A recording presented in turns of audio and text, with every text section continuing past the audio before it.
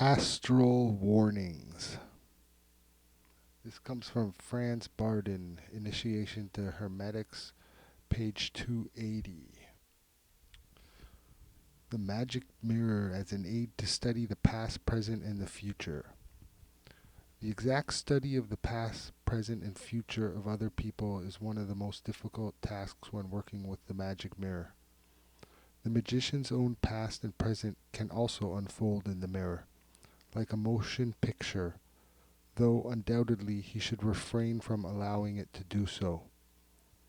If a magician wants to satisfy his curiosity and find out what the future has in store for him with the help of the magic mirror, it would not be difficult for him to focus his attention on this matter and to find out every little detail as to his future. There is, however, a drawback. The moment the magician views his future in the magic mirror, he will deprive himself of his free will. He could be compared to an empty shell that has already been filled without any possibility that anything could be done for or against it. It is, of course, an entirely different matter when the Akasha principle, in its highest form, which we shall call divine providence, gives the magician warnings of impending danger, in whatever form they may be. Without the magician making any effort of his own to see into the future, or to ascertain any information pertaining to his future.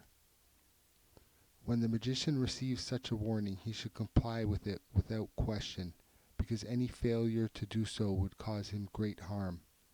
A magician who has reached this level of development will be able to determine whether the warning originated with a being, irrespective of its plane, or if it originated directly from the Akasha principle. We'll pause there at the book right now. So to note, Franz Bardon describes all this stuff as being done with a magical mirror, but just to note that this is also can be done any type of remote viewing, clairvoyant viewing. You could use any other tools.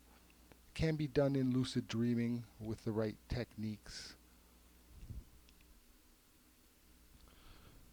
But the issue we get to here is of viewing the future. That deliberately going ahead and seeing things in the future will essentially lock them into place, he says. Again, from page 280, Franz Bardon says, he will deprive himself of his free will. So once you view these things, you essentially lock them into place, and your free will is out the window. And yep, sentence right after, without any possibility that anything could be done for or against it. Well, if you do view the future, I hope you view positive things. This would seem a strange warning,